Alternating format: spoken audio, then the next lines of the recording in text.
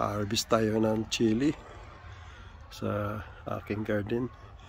Gagawin po natin na sinamak na may suka. Yan, sarap po ito sa isda na at saka baboy na sinugba. Yan. Medyo maulan.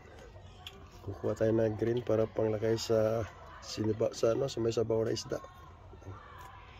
Yan po. Yun na po yung aking sinamak na chili po, galing po sa aking garden. Yan. And we are using white vinegar. Yan po. Kasi wala naman po dito mga ibang klaseng vinegar katulad sa atin na may coconut vinegar. Yan. Siguro